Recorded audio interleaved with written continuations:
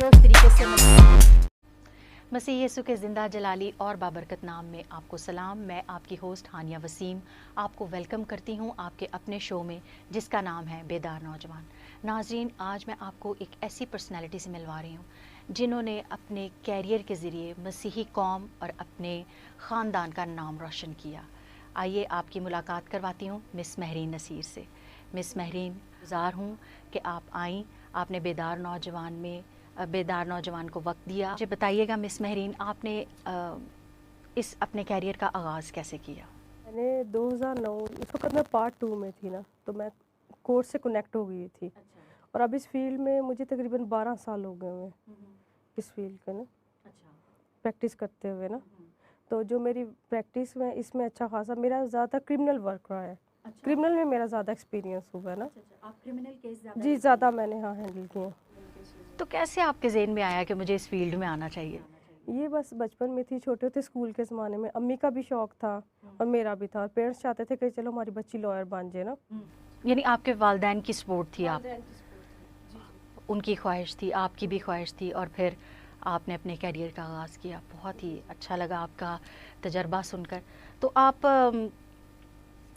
आपको क्या फ़ील हुआ कि आपको क्रिमिनल केस ही लेने चाहिए? इसमें ये कि लेडीज़ का ये होता है कॉन्सेप्ट कि शायद ये बहुत होते, लेकिन नहीं। मैंने इसको फ़ाइट किया तो बिल्कुल अपने आप को इसमें समझा कि मैं लेडी हूँ, कमज़ोर हूँ, तो मैंने ये फ़ाइट नहीं करना। मैं हर तरह का क्रिमिनल केस ले रही हूँ। क्योंकि ऐसे केसेस ज़्यादातर मैंने देखा है कि हमारे जो वुमेन्स जो हैं वो ऐसे घबराती हैं ऐसे केसेस लेते हुए, ज़्यादातर मेल्स करते हैं।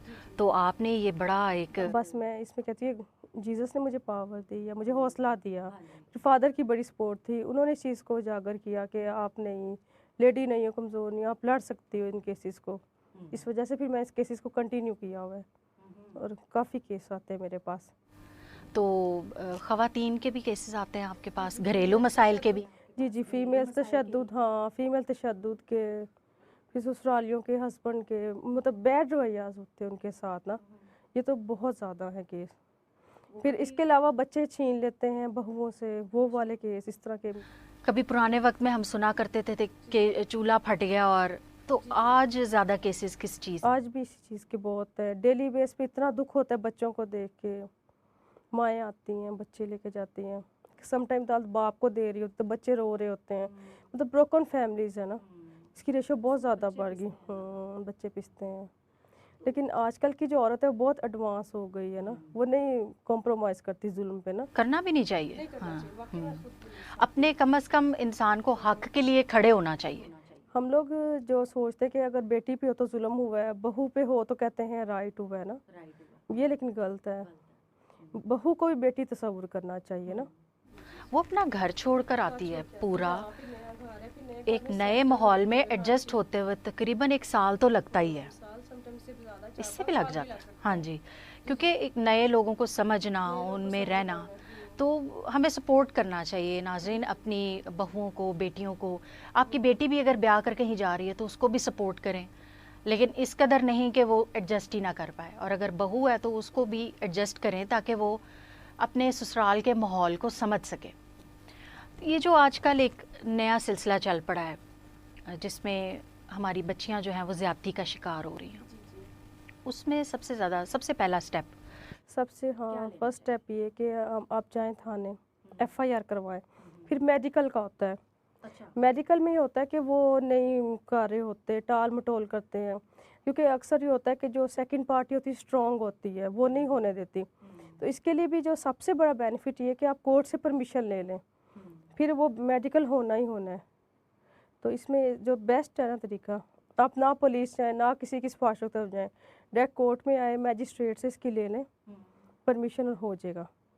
और फर्स्ट मेडिकल रिपोर्ट में जितना डिले करेंगे उतना आपका केस स्ट्रॉन्ग होता मतलब कमज़ोर होता वीक होता जाएगा जी। तो अगर आपने केस स्ट्रॉन्ग जो होता है ना मेडिकल की बुनियाद पे होता है, तो इसमें डिले मत करें, कोर्ट से फ़ौरन रजू कर लें, एफआईआर वगैरह करके ना। और बहुत से केसेस हैं जिसमें हमने करवाई है, फांसी हुई है, इंसाफ मिल रहा है, लेडीज़ को मिलता है। तो आपके अंदाजे के मुताबिक और मसीही लॉयर्स या फीमेल लॉयर्स और कितनी हैं? जी, जी हैं, काफ़ी हैं, बहुत ज़बरदस्त है हमारी तो। अब तो काफ़ी कम्युनिटी के मतलब फीमेल्स बहुत हो गई हैं इन इसके। और मैं चाहती हूँ और मज़ीद आएँ। तो आप हमारी मसीही बच्चियों को कोई इस सिलसिले में पैगाम देना? जी, मैं कहूँगी ज़्यादा से ज़्यादा आएँ इस फील्ड में, बिल्कुल इस चीज़ को हिचकिन कि हम लेडी हैं, हमें नहीं, बहुत इज़्ज़त है, बहुत पैसा है इस फील्ड में, आपके लिए रिस्पेक्ट है। मतलब आप जिधर भी जाते हैं आपने फीमेल नहीं काउंट होना, आपने लॉयर काउंट होना है। जी, जी, इसमें वैल्यू मतलब आपकी जेंडर का नहीं है, मेरे ख्याल में इसमें कोई इशू नहीं। आपको सबसे ज़्यादा हिम्मत किसने दी? फादर का ही कहूँगी कि वो बड़े, हाँ वो बड़े, उन्होंने आयरन लेडी बना दिया एक तरह का ना, उन्हें इस चीज़ को ख़त्म किया कि बच्ची के अंदर मेरे मतलब से डर। मैं फर्स्ट डे से नहीं कभी मतलब इस फील्ड में आई, हर तरह का केस लिया, कभी नहीं डर फील। मुझे आपसे पता चला था पहले भी कि वो आपके साथ साथ होते। जी, जी हाँ, वो हर जगह मेरे साथ होते हैं, सपोर्ट होते हैं, बड़ा ज़बरदस्त। बड़ी आप खुशकिस्मत हैं कि आपके फादर जो है उनकी इतनी ज़्यादा सपोर्ट थी, क्योंकि ये काम इतना ज़्यादा वो है, टेंशन वाला है, और हर वक्त बाहर फिरना, फ़र्क लोगों से मिलना, मुख्तलिफ़ केसेस। हम कई दफ़ा मैं तो न्यूज़ लगाती हूँ ना, मैं टेंस हो जाती हूँ, लेकिन आपकी हिम्मत है, आप बड़ी स्ट्रॉन्ग है। अच्छा, लॉ में आने के लिए लड़कियों को या लड़कों को, हमारे क्रिश्चियन बच्चों को क्या क्या स्टेप्स होते हैं, किस किस तरह से वो इस फील्ड? जो पहले था कि आप बीए के बाद लॉ करते थे, लेकिन अब ये कुछ अरसे से ना एफए के बाद हो गया, 5 इयर्स का ना, अच्छा, तो ऑनर्स की डिग्री होता है। एफएससी के बाद या एफए के बाद ये अगर करना चाहते हैं तो ज़रूर इस फील्ड में आना चाहिए।